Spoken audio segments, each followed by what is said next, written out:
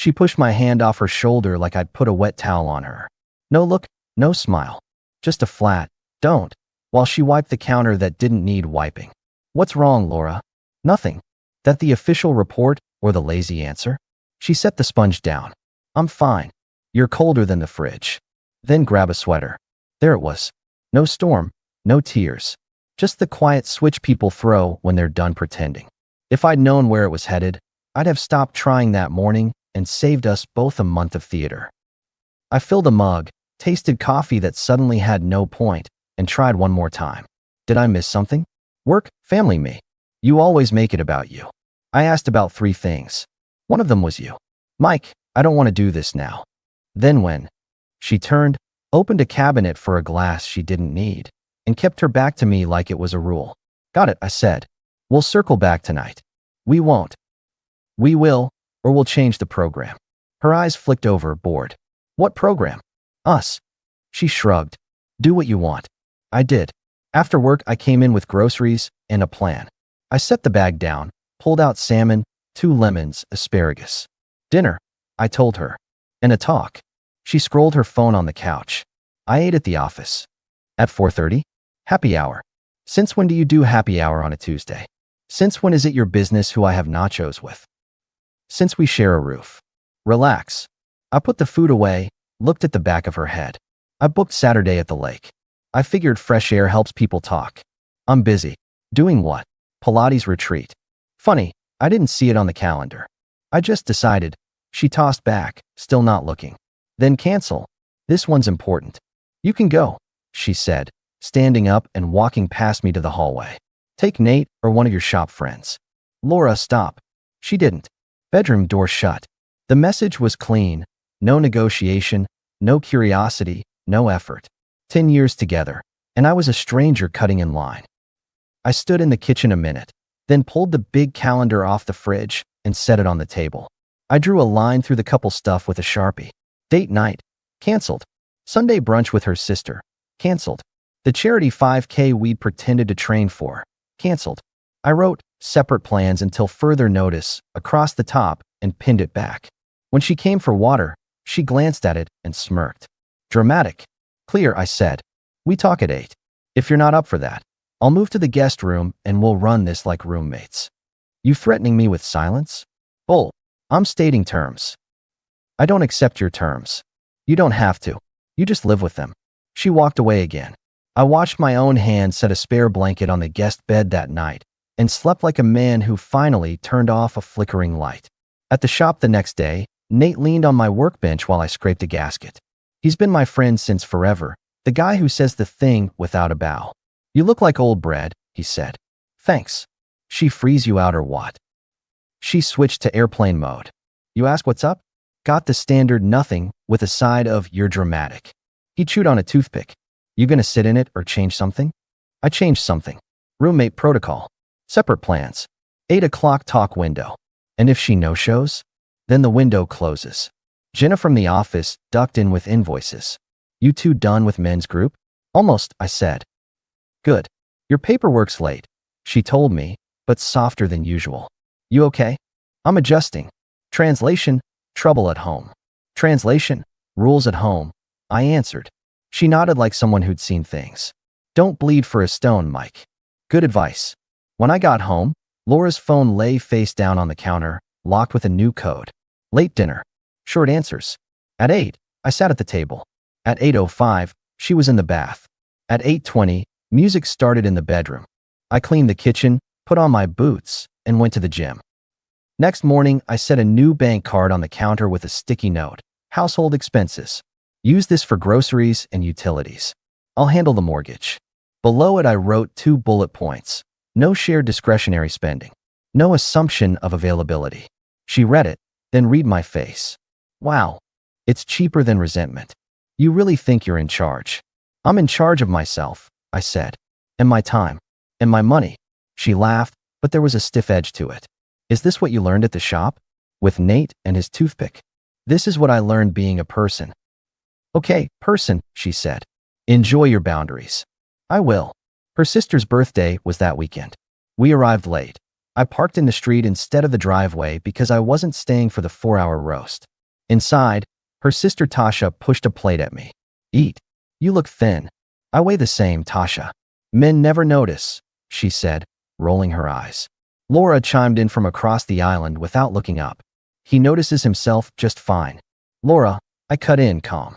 I'm not doing the let's jab Mike bit today. Tasha blinked. It's a joke. It's lazy, I replied. I'm here for cake and to say happy birthday. That's it. Tasha backed off. Laura clenched her jaw. Good. Clear over cozy. On the way home, she stared out the window. You're sensitive lately. I'm precise. You're being cruel. Cruel is throwing darts at the person who pays your mortgage because you're bored. Don't you dare. I raised a hand. Stop. New rule. You don't recruit people to pressure me. If you've got a problem, bring it to me. So many rules, she muttered. Only because the old ones got ignored. The next morning there was coffee waiting by my keys. Not my brand, but hot and set with a little note. Sorry about yesterday. I tasted it. Not bad. When she came into the kitchen, she brushed my arm. We got off track. Did we? I know I've been distant. Work's heavy. My mom's on me about kids. I'm just tired. You want to talk tonight at 8? She nodded, looking like the version of her I liked. I'll be home. That was the first soft turn. A gentle apology, a warm cup, a promise. I appreciated it, but I didn't erase the calendar. At 8, she was home. She sat, pulled her knees up, and said, I don't know what I want. I can work with that. I don't think you can. Try me.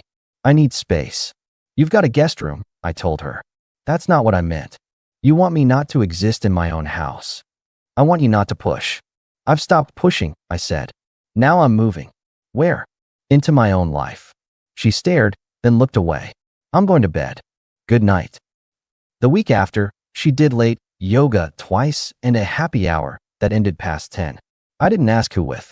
I changed my own schedule, took a Saturday shift, skipped the Sunday her family always hogged. When she texted Sunday morning, where are you? I answered, work. Had to reschedule. She didn't reply. At the shop, I tuned an engine I'd tuned a dozen times. Nate tossed me a bottle of water. You going to the Johnsons' party next weekend? Maybe, I said. Maybe. I'm not committing to perform. He raised a brow. You actually learned. Don't get excited, I told him. It took 10 years. Jenna popped her head in again. Also, Mike, your household card. Nice move. Most couples don't separate wants from needs until they're fighting over lamps in a parking lot. I smiled, trying to stay out of the lot. She nodded. Keep your head. That Thursday, Laura left at 6 without a word. Shoes soft, door softer. It was so careful it was loud. I sat there a minute because I didn't have anything urgent. Then I grabbed my jacket and followed. No cloak and dagger. I just walked out, got in my old pickup, rolled a block behind, and kept distance. She turned toward the newer part of town and parked by a little bistro. I pulled up a street over, cut the engine, and sat like a man in a waiting room. Through the window, I saw her step inside and light up in a way I hadn't seen in months. A guy in a blue shirt stood from the bar. Not a kid, not a fool. They hugged like people who had practice. He spoke, and she touched his wrist the way she used to touch mine when something mattered. I watched them order. I watched her laugh, then put her hand on the table deliberately, palm up, as if asking for a secret. He leaned in. They shared something off a plate. It wasn't a crime scene. It was quiet, ordinary, and obvious. I didn't need to hear a word. A server walked by me outside with a tray. You going in? He asked, like I was lost. No, I answered. I got what I came for. What's that? Clarity. He shrugged and kept moving. I drove home the long way to clear the engine. At home, I sat at the table with a legal pad. I made a checklist. Find a mediator. Draft separation paperwork. Close the joint discretionary account. Move my savings to a new bank. Freeze any auto transfers that weren't essential. Set up a separate P.O. box. Change my emergency contact at work from Laura to Nate. Ask Jenna to witness a couple signatures as a notary. She'd mentioned she could. No lawyers, no drama. Just signatures and a plan.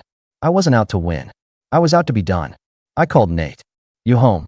Yeah. Can you swing by tomorrow at lunch? I need you to read something for Holes. Paperwork. Paperwork. He exhaled. I'll be there. I walked to the guest room and started a duffel. 2 weeks of clothes. Enough so I could leave fast if I wanted. I slept well. Action is a good pillow. The next day, Jenna notarized signatures with a tight face. You okay? I'm fine. That a lie. It's a decision. She nodded once. Then it's fine. I moved a chunk of money to the new account and left enough in the old one to cover bills through month's end. I put a little envelope in the safe with copies of everything and texted Nate the code. If I get hit by a bus, I wrote, tell them where the switch is. He answered with a thumb up and a dumb skull emoji. It made me smile. Laura noticed less than I expected. When she asked about brunch, I said, I'm booked. When she tried to put a charity dinner on the calendar, I wrote solo for you. She raised a brow. I went back to my coffee. A week later, she tried a different tone. She came by the shop with lunch. I brought you something. Thanks, I said, taking the bag. You didn't have to. I wanted to. She looked around like she was touring a museum. You've been working late. Big jobs. You could tell me when you'll be home. I could, I said. But we're not running joint schedules right now. She inhaled and exhaled like she'd practiced that with an app. I miss us. What part? She touched the hood of a car I was finishing. The easy part.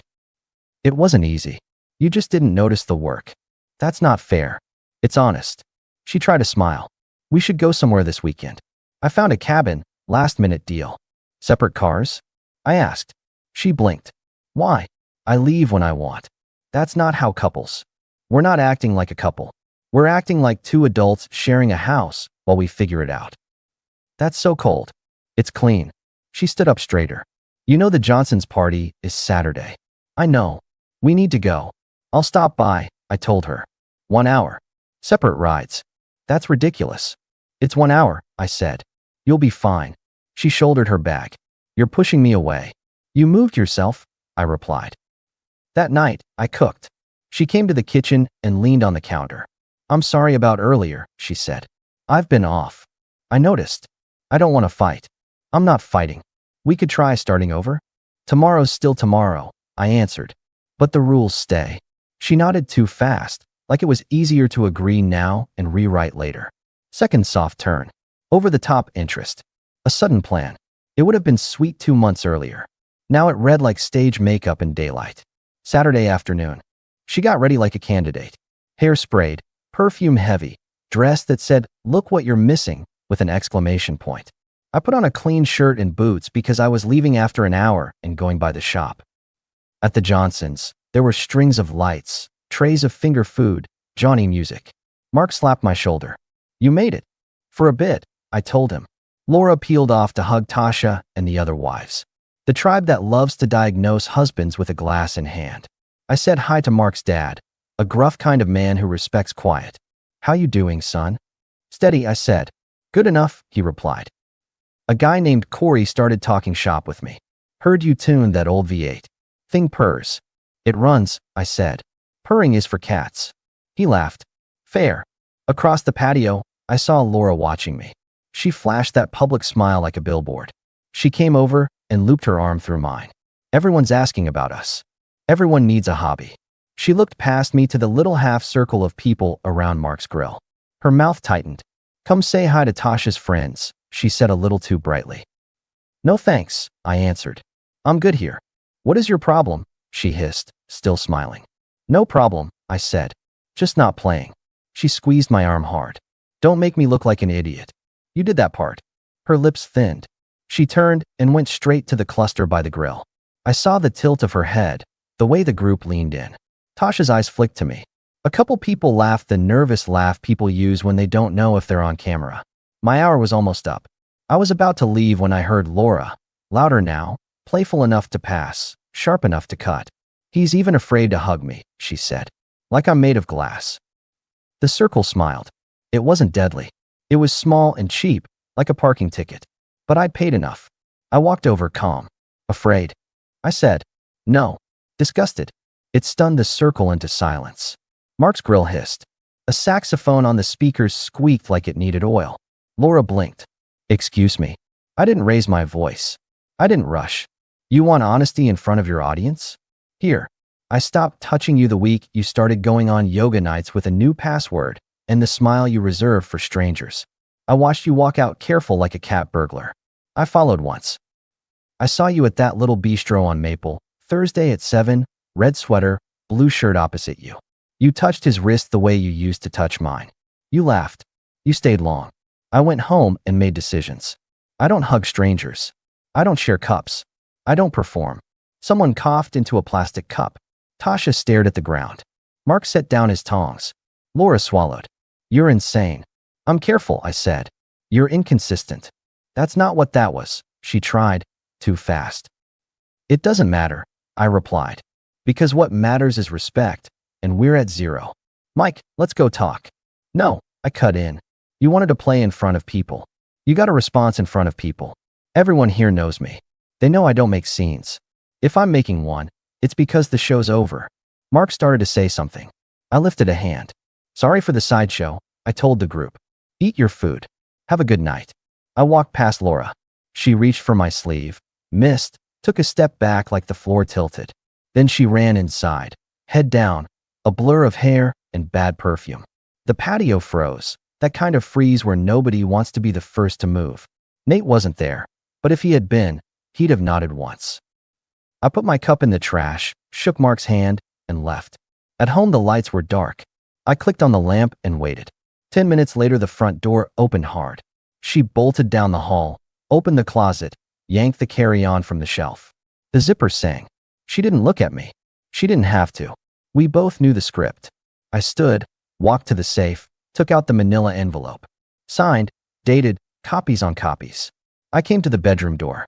She looked up like a cornered animal and then back down at her shirts. I didn't say a word. I opened the suitcase and set the papers on top of folded clothes. Then I closed it halfway so she had to touch them to keep going. I went back to the living room, sat on the couch, and turned on the TV. I didn't care what was on. The point was the noise. She packed in a rush, then in little neat movements, then in a rush again. She walked out with 2 bags and a purse. She paused at the door, hand on the frame, back toward me. No speech, no cry. The door swung open wider. She didn't close it. That's how 10 years ended. Not with a big final act, just a quiet exit and a hallway light falling into our living room. Better that way. I let the TV run out of habit. Then I stood, took the suitcase papers back to the safe, and slept in the guest room because the bed in the other room belonged to some history that was gone. We didn't speak the next day. She didn't come home. I got a text Monday from a number I didn't have saved. I'll sign whatever you want. I answered, mediation packet is on the counter. Sign and leave your copy. She replied with a single okay. There was no fight, no bargaining, no list. She came while I was at work, because I found her neat initials by the sticky notes and the empty spot where her jewelry box had sat. She left the keys in a bowl like a rental. The only thing she wrote beyond her name was a date. 2 weeks later, the mediator mailed the final page with stamps and packet numbers. Simple, fast, quiet. I changed the locks and the alarm code. I set autopay to the new account and closed the old one. I told Tasha I wouldn't make the next family thing. She said, I get it, in a small voice. She didn't defend her sister. She didn't attack me. People know what they know. At work, Jenna handed me a stack of parts orders and a coffee. You look lighter. Because I am, I said. Nate swung by with a bag of burritos on a Saturday at noon like we were 20. You free tonight? I'm working late. Sunday morning then. We got tickets to the minor league game. It'll be stupid and loud. Sounds perfect. I kept my Saturdays for friends. Tuesday nights I did the gym and late laundry and enjoyed a house that echoed in a good way. I didn't race to fill the silence with a new voice. I fixed the porch light. I took a drive up the ridge on a Wednesday just because. I cleaned out drawers that had been junk drawers for years and found old photos of us smiling for real. I put them in a box. Not to burn. Not to cry over. Just to put where they belong, away. I heard from a friend that Laura stayed a few weeks with Tasha, then moved into a small place closer to the office, said she needed a reset. That's the word people use when they mean start over and hope nobody checks the math.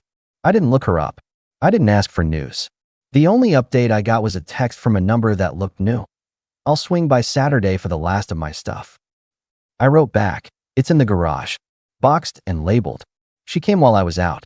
The box was gone when I got back. She left a single houseplant on the steps like a parting gift from a work raffle. I put it in the kitchen and forgot to water it for 3 days, then remembered, then watched it perk up and decided that was a decent metaphor for me, even though I hate metaphors. Mark called once. You good? I'm good. You need anything?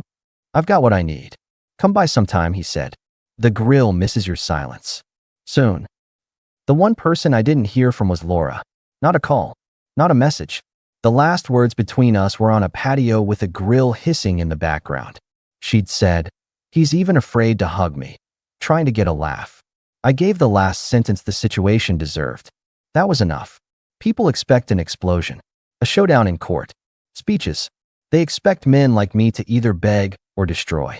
I did neither. I made a decision, then I walked it.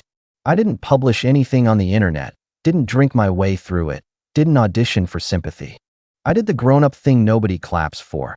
I ended something that had ended itself. Some nights I work late, stay under the hood until the problem matches the fix, lock up when the street is empty, and drive home through a quiet town under regular lights. Saturdays I meet the guys. We eat eggs at the same diner, complain about nothing, laugh about the old days when we had knee cartilage, and lie about our golf swings. It's good. It's simple. It's mine. I'm not hunting for a new life partner. I'm not making a manifesto about living alone. I'm just living. I've got a small house that stays clean, a truck that starts, a shop that pays, and friends who show up. That's a decent baseline after a decade that ended with a hallway light and an open door. Sometimes, when I lock up at night, I think about a version of me that tried longer than he should have to get warm from a person who kept stepping away. I don't hate that guy. He was doing what he thought was right. But I respect the one who finally took his hand back. If love ever shows up again without the games and the stage, I'll open the door. Until then,